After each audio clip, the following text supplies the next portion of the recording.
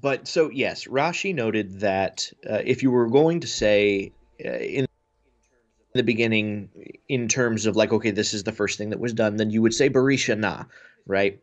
Bereshit is construct form, and the way it reads literally in Hebrew as a single word is in the beginning of insert missing word here. God created the heavens and the earth. It doesn't flow well.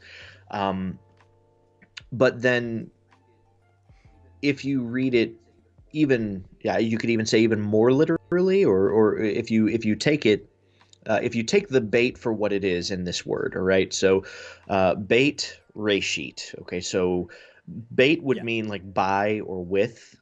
Okay, so with reshit, God created the heavens and the earth, and now we have a problem. We've got this noun reshit. We don't know what it means. What is it? Um, and if you look at every instance in the Torah where reshit is used as a noun, it is used a majority of times to indicate two things: either the Jewish people or the The commandments of the Torah itself, Torah. really. Yeah.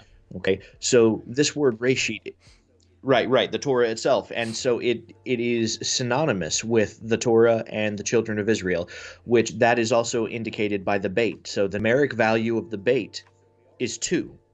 So we already understand that there are two reshits being referenced here if we're going to read it extremely literally this way.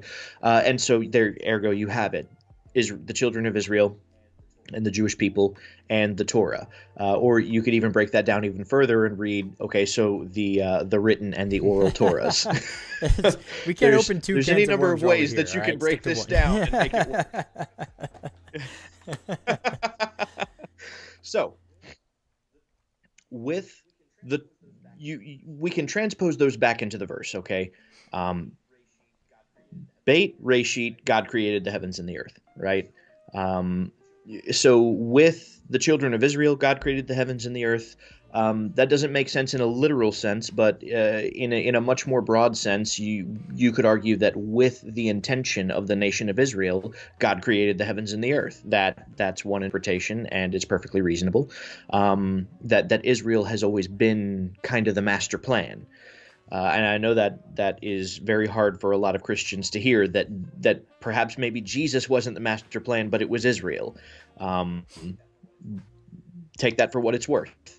I That's mean, one interpretation of the passage. Now let's take the alternative, though. With the Torah, God created the heavens and the earth.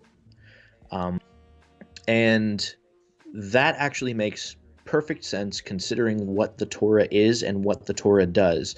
The Torah is it's the Word of God, so we can fit this directly into John as it reads. But it's also the self-expression. It's not just a list of commandments, but it's the very nature of God in written form for us to comprehend.